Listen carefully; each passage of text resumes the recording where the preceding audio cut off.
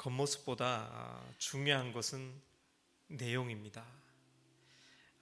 장소보다 더 중요한 것은 뭘까요?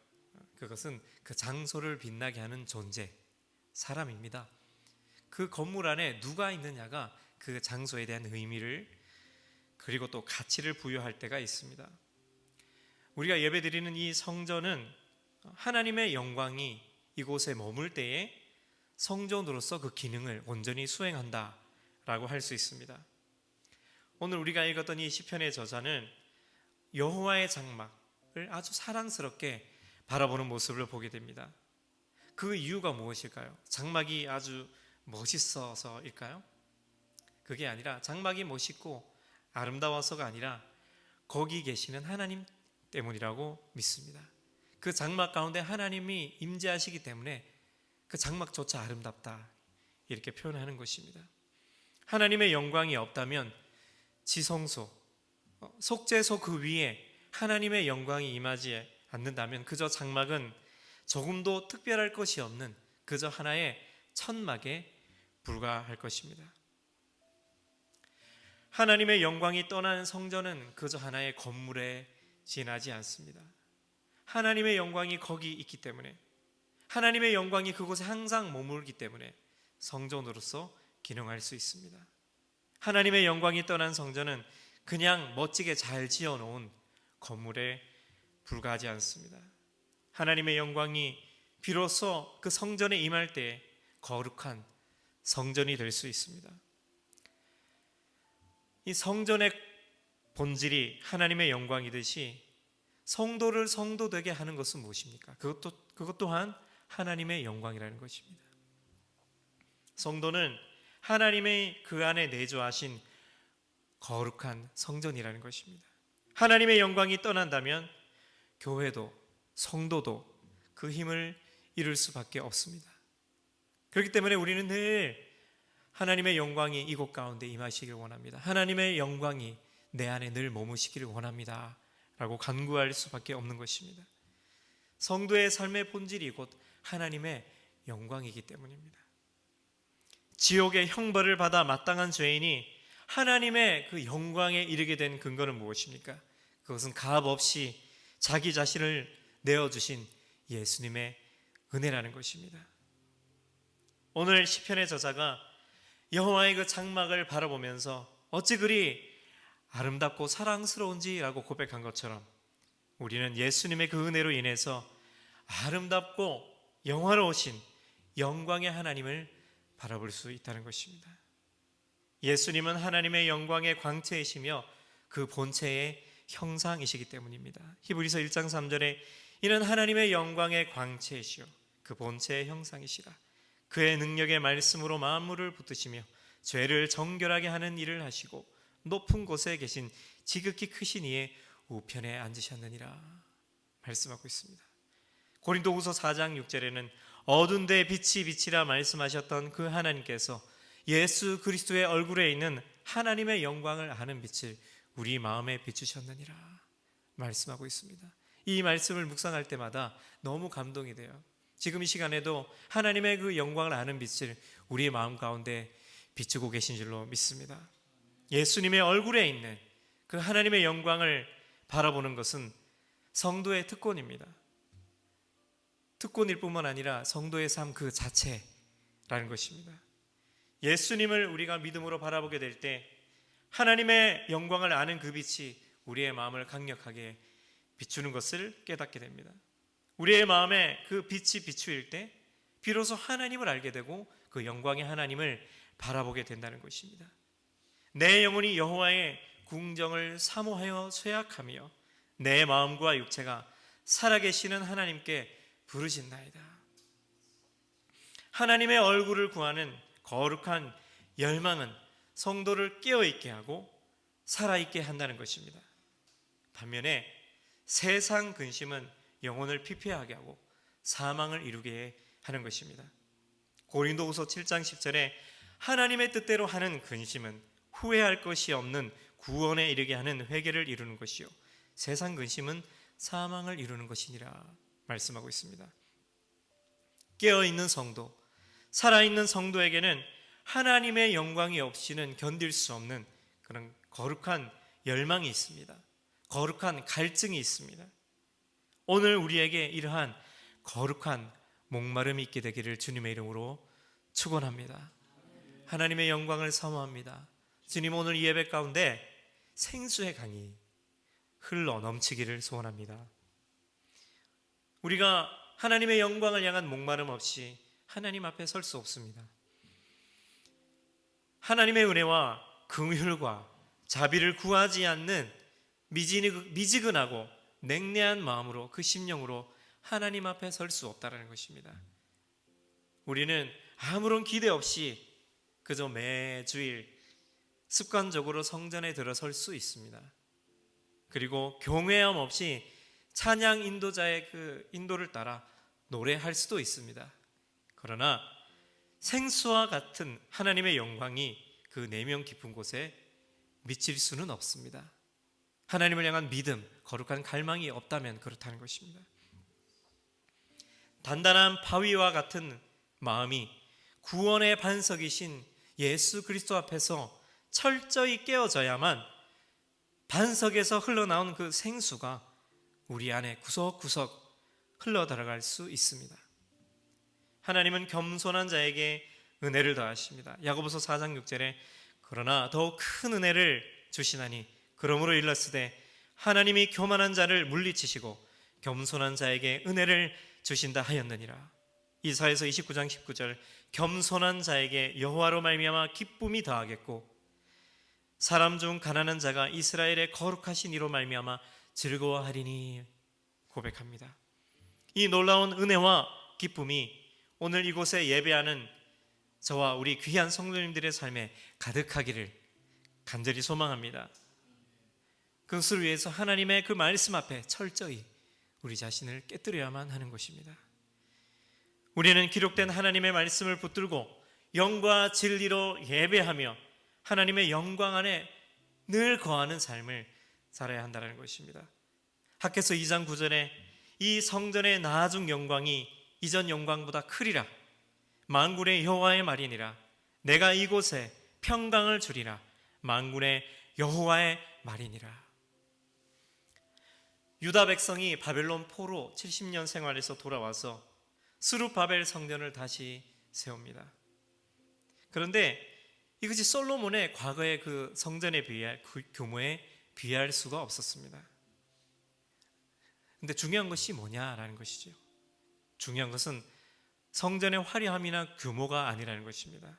성전의 모양이나 규모나 형태보다 더 중요한 것은 성전을 성전되게 하는 그 하나님의 영광이라는 것입니다. 성전의 본질은 예수님입니다. 예수님은 십자가에 달리시기 전에 사람들이 그토록 자랑스럽게 여기던 그 성전이 돌 위에 돌 하나도 남지 않고 무너지리라 말씀하셨습니다. 너희 보는 이것들이 날이 이르면 돌 하나도 돌 위에 남지 않고 다 무너뜨리오리라. 예수님은 십자가에서 우리의 모든 죄와 저주를 자신의 몸에 짊어지시고 죽으시고 부활하신 그 주님이 오늘 우리와 함께 하십니다. 이것이 중요하다는 것입니다. 건물이 아니라는 겁니다. 보혜사 성령이 오셔서 우리 속에 내주하시기 때문에 이전 그 성전의 영광보다 더 큰 영광 안에서 우리가 살아가게 된다는 것입니다. 고린도전서 3장 16절에 너희는 너희가 하나님의 성전인 것과 하나님의 성령이 너희 안에 계시는 것을 알지 못하느냐. 오늘 우리는 하나님의 성전으로서 믿음으로 살아가야만 하는 것입니다. 시편의 저자는 그저 장막을 바라본 것이 아니라 거기에 임하시는 그 하나님을 바라본 것입니다. 그 성전에 임하시는 하나님이 오늘 우리 안에 임하신다는 것입니다. 믿음으로 우리는 영광의 하나님과 하나됨을 이루고 동행하는 삶을 사는 것입니다. 하나님의 영광이 머무실 때에 교회는 교회로서 존재하고 능력을 나타낼 수 있습니다.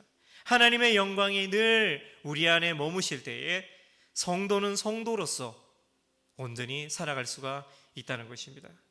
하나님의 영광이 떠난 교회는 아무런 능력이 없습니다. 하나님의 영광이 떠난 성도도 아무런 능력이 없습니다.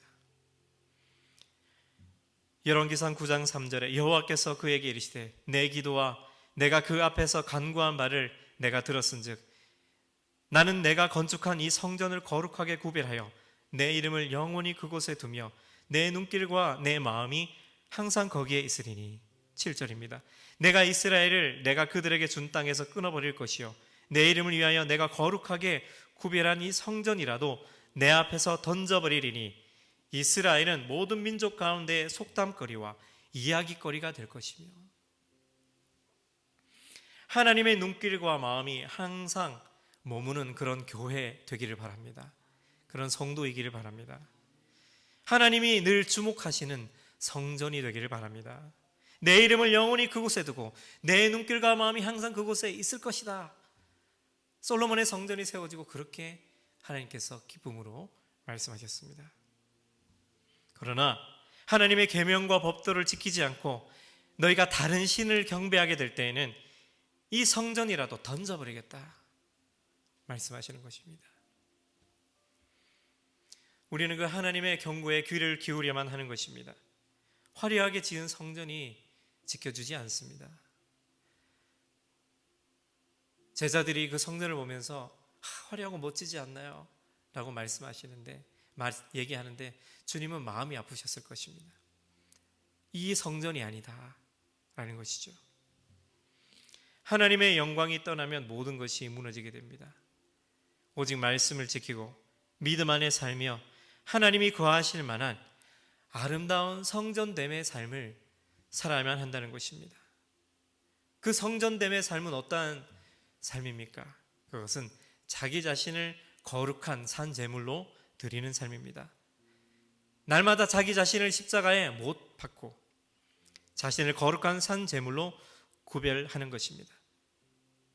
중요한 전제는 제물은 반드시 죽어야만 합니다. 고린도전서 15장 31절 형제들아 내가 그리스도 예수 우리 주 안에서 가진 바 너희에 대한 나의 자랑을 두고 단언하노니 나는 날마다 죽노라. 사도 바울은 날마다 자기 자신을 십자가에 못 박는 죽음을 통해서 자기 자신을 제물로 드렸습니다. 믿음으로 자기 자신을 십자가에 못 박을 때 비로소 부활의 능력을 살게 되기 때문입니다. 믿음을 가지고 우리의 시선을 하나님의 나라와 그분의 영광에 온전히 초점을 맞추게 되기를 바라봅니다. 간절히 소망합니다. 이 땅을 바라보면 아무런 소망이 없습니다. 질병에, 전쟁에, 기근에, 고유가 시대에 물가는 하늘 높은 줄 모르고 천정부지로 치솟고 있습니다. 그러나 순간순간 이 땅의 가치는 영원하지 않다는 사실을 우리는 항상 기억해야만 합니다. 따라서 영원하지 않은 것에 초점을 두지 말고 그것 때문에 염려 근심하지 말고 좌절하지 말고 낙심하지 말고 그것에 만족하지도 말고 영원한 하나님의 나라를 바라보고 거기에 초점을 두어야 한다는 것입니다. 우리 주 예수 그리스도의 은혜로 하나님의 영광 안에서 살 때 위기가 크면 클수록 하나님의 나라의 소망은 더욱 강하게 그 빛을 발하는 것입니다. 시편 84편 3절에 나의 왕 나의 하나님 만군의 여호와여 주의 제단에서 참새도 제 집을 얻고 제비도 새끼들 보금자리를 얻었나이다. 많은 사람들이 쫓기듯이 삶을 살아가면서도 정작 그들이 그토록 원하는 안식을 누리지는 못해요.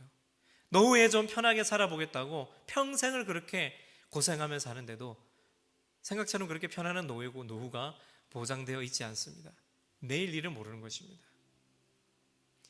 그것은 안식을 주지 못하는 것들입니다. 거기에 기대서는 안 된다는 것입니다. 우리는 영원한 안식이 되시는, 영원한 안식을 주시는, 그 안식이 되시는 그 하나님께만 기대해야 한다는 것입니다. 오늘 시편의 저자는 참새도 제비도 하나님의 그 장막에서 제자리를 얻고 안식을 누린다라고 고백합니다. 오늘 나의 보금자리는 어디입니까? 나는 어디서 쉼과 안식을 얻고 있습니까? 가정입니까? 아니면 내가 하는 일입니까? 어떤 것입니까? 우리 가정이 예배로 온전히 세워지게 될 때 안식처가 될 수 있습니다. 하나님을 예배하는 제단이 있고 예수님의 십자가의 그 놀라운 은혜로 우리 가정이 구별되어 있을 때 가정은 진정한 안식처가 될 수 있습니다. 우리 주변을 돌아보면은 많은 가정이 병들어 있는 모습을 보게 됩니다. 평안해야 될 가정이 투쟁의 현장이 되어버렸고 자녀들이 불안에 떠는 모습을 보게 됩니다.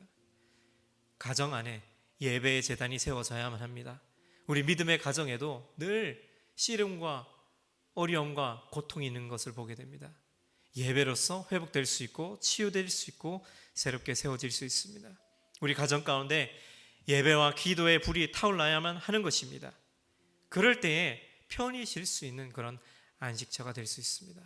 우리 가정에 예수님의 그 임재와 영광이 항상 머물게 되기를 간절히 소망합니다. 염려와 근심되는 것들을 기도와 찬송으로 물리치면서 나아가야만 하는 것입니다. 슬픔 대신 희락을, 재 대신 화관을, 근심 대신 찬송으로 우리가 옷을 갈아입듯이 우리 가정 가운데 내가 걸어가는 모든 걸음에 이런 예배의 삶이 세워지기를 간절히 소망합니다. 우리가 함께 모여서 예배할 때 거기에 하나님의 영광이 임하고 변화되고 치유되는 역사가 있습니다. 세상에서 가장 위험한 일은 무엇입니까? 그것은 하나님으로부터 멀어지는 것입니다. 모든 문제가 하나님을 떠난 데로부터 시작되기 때문입니다. 하나님을 떠나는 것은 죄입니다.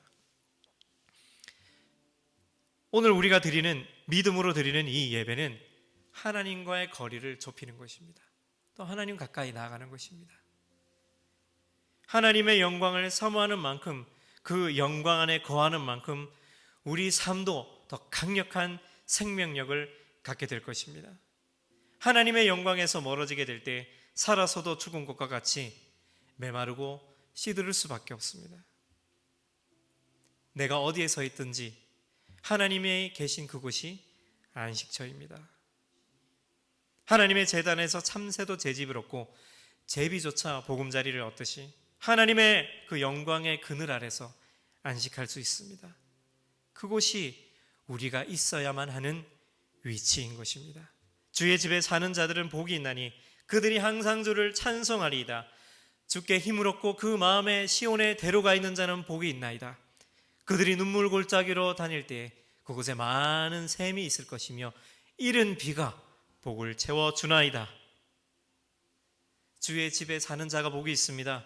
지존자의 은밀한 곳, 전능자의 그늘 아래 거하는 자가 복이 있습니다. 하나님의 집에 거하는 것처럼, 사는 것처럼 복된 것은 없습니다. 우리가 이 땅의 삶을 마치고 천국에서 영원히 사는 것만큼 희망이 있고 복된 것도 없습니다. 우리는 거기서 영원토록 주님을 찬양하며 경배할 것입니다.